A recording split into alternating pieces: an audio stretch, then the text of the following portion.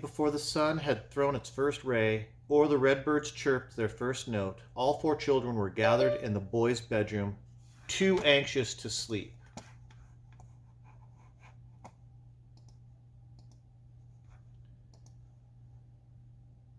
They had risen almost magically at the same time and sought each other out. Now they sat cross-legged or sprawled on the floor, speaking in hushed voices. The house was quiet, but they weren't the only ones awake. Beyond their own voices, they could hear drifting down drafty halls a frenetic, muted tapping, the sleepless number 2 on her computer keyboard, and from somewhere above them, an occasional creak of the floorboard. The children were engaged in a whispered debate. It had been decided that they should have a name. This had been Kate Weatherall's idea, of course, but everyone agreed, even Constance. If they were to go on a secret mission to a place they would be entirely alone among strangers, if they must absolutely depend on one another as fellow agents and friends, if, in short, they were to be a team, they must certainly have a name. And so they had set about choosing what to call themselves.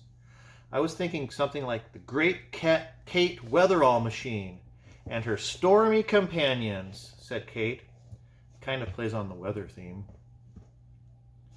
Her suggestion was greeted by a general silence, and from Constance a stormy look, indeed. After a pause, Kate said, well, does anyone else have an idea? How about the 4 Kids Gang, offered Sticky, or the Secret Agent Children Group? Constance's storm cloud scowl, if possible, grew even darker. Renee cleared his throat, and Kate said, Sticky, those have to be most absolutely yawn-causing names I've ever heard. But they're accurate, argued Sticky, looking hopefully at Renee, but Renee only shook his head. No. If we're trying to be accurate, then how about the Doomed to Fail Bunch, said Constance. Honestly, we can't even name ourselves. Listen, said Renee, ignoring her. What is it that drew us all together? Maybe we should start there. Mr. Benedict? Said Kate and Sticky at the same time. All right. How about something with his name in it, so to remind us of our mission?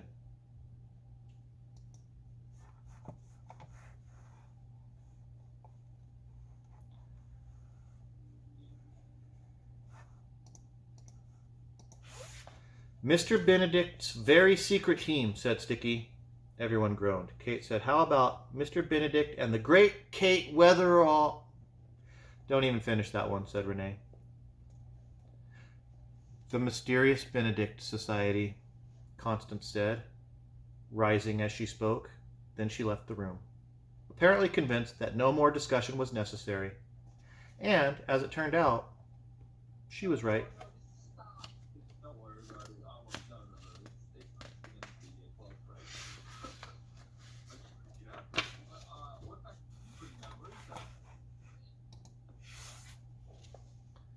Nomason Island.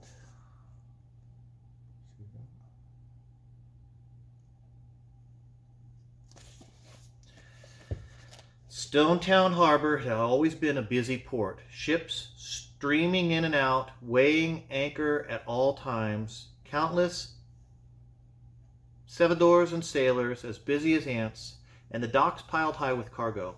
All of this activity occurred in the shadow of Stonetown itself, a city that existed for the sake of its port, and which had grown so large and busy because of it. Near the harbor's southern slope, however, lay a channel of treacherous shoals, shrouded here and there with great boulders that still bore the scars of ancient shipwrecks. And the consequence, this southern part of the harbor was always quiet still. It was here, among these ship-scarred rocks, that Nomason Island was found. The island's shore was jagged rock itself, with only the occasional spot of sand upon which a boat might land. Yet the captain of any ship attempting to land there must be very brave or foolish, for the currents in the surrounding water were unpredictable, and the shallows famously difficult to navigate. The only practical approach to Nomason Island was by the long, narrow bridge that ran from its bank to the mainland's wooden shore a half-mile away. The city had not developed along this part of the shore, but had grown northward along the inland river, leaving a few acres of woods untouched. One day, no doubt, the woods would be noticed like a nagging itch, and quickly chopped down, but for now they remained. It was through these woods and toward this bridge that the members of the newly formed Mysterious Benedict Society were headed. They were moving swiftly upon a seldom used road in a weary old station wagon driven by Rhonda Kazimbi, and the car passed beneath the trees. Renee noticed the first colors of autumn in their overhanging branches. The outer leaves were glowing red, yellow, and orange, while the inner ones still held the deep green of summer, so that the trees appeared candy-coated. A lovely sight, but Renee was unable to enjoy it. His companions felt much the same. Within minutes, they would be admitted to the Learning Institute for the Very Enlightened, and they were apprehensive. The closer they came to the island, the more real the danger felt. Rhonda was pointing through the trees toward the mainland shore. Our telescopes will be hidden there in the brush, she said. We'll be setting them up right after I drop you off. And from then on, we'll attend them at all times. If you stand anywhere on this side of the island, we should be able to see you through the telescopes, as if you were 2 feet away. Whenever you have something to report, we'll be ready for it. And if we have anything to tell you, we'll send a message in return. It's up to you to find the safest time to communicate. Most likely it will be after dark, when the others are asleep. Even then, Rhonda added, there's always the slight chance our messages for you will be observed from the island. For this reason, they must necessarily be cryptic. What's cryptic? Cried a shrill voice from the back seat. I'm sorry, Constance. By cryptic, I mean vague or mysterious. We won't ever use names and will never give obvious directions except in case of emergency. In most cases, we'll rely on your ability to figure out what we mean. It's more difficult this way, but we must take precautions for your safety. Even with precautions, your situation will be extremely dangerous. With the words extremely dangerous fresh in the children's ears, the car rattled out of the woods into plain view of Nomason Island. And there, on the island's near side, was the Institute. An arrangement of massive gray buildings, a broad plaza, and a slender tower that resembled a lighthouse, all of which appeared to be built entirely of island stone. From this distance, the Institute blended so thoroughly into Nomason's stony crags it seemed to be part of the island itself. Behind it, on either side, rose up the steep hills, and beyond the hills could be seen the peaks of still more hills. And beyond those, still more. A flagpole jutted down from the side of the Institute's tower, supporting a long red banner that rippled in the breeze. Printed upon the banner, in letters large enough to be read from the mainland, was the word LIVE, an acronym, obviously, for the Learning Institute for the Very Enlightened. Learning Institute for the Very Enlightened. At least it didn't say die, Kate mused. Oh yes, very encouraging, said Sticky, whose forehead had begun to sweat. Renee stared out the window at the approaching bridge. To cross it, they had to first check in at the guardhouse, and Renee was nervous despite Mr. Benedict's assurances.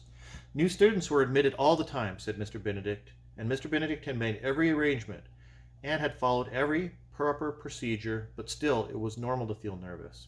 Mr. Benedict had said all children get nervous on their first day at a new school, and all secret agents get nervous on their first day of a mission. Combine the two, and your chances of nervousness are greatly increased. At the bridge entrance, 2 people stepped out of the guardhouse and waved the car to stop. Steady now, said Rhonda in an undertone. Nothing to worry about yet. The guards were young men and women wearing sunglasses, smiles, and expensive suits, with well-polished shoes that gleamed in the morning sun. As the woman motioned for Rhonda to roll down her window, no one could help but notice the huge silver watches on her wrists. Renee squeezed an armrest. May I help you? Asked the woman, peering in. A sweet, citrusy perfume drifted through the window. The woman was all smiles and pictures of friendliness. The other guard also smiled, but Renee could tell he was studying them with great attention. These are your new students, Rhonda said. 3 transferring from Binod Academy and 1 from Stone Town Orphanage. Wait here, please. The woman stepped back into the guardhouse. The other guard stayed put. He cocked his head to hear something the woman was telling him, but he kept his eyes on the car. Steady, Rhonda intoned again, just loud enough for the children to hear. but Renee noticed that, ever so subtly, she had shifted the car into reverse, just in case. Renee took a deep breath and held it. He hoped his friends remembered their stories. His own was easy enough, since it was the truth. Mr. Rucker, properly persuaded, had made a special exception in his case. The others, though, were from a special temporary school for orphans called Binod Academy. That morning, they'd said their goodbyes over breakfast. Mr. Benedict had pointed out that if they said Binod Academy aloud, it would remind them of his thoughts were to always be with them. As our mind, number 2 had said, distracted by the emotion, she was drying her eyes with a slice of bread. My thoughts and all my prayers. All of the adults had seemed especially blearied, exhausted, and sad, except Milligan, who always looked that way. Yet, even so, there was a flicker of excitement, indeed, of hope in every eye. Go now, children, Mr. Benedict had said. Go and show them what you're made of. Okay. We'll stop right there. Bump.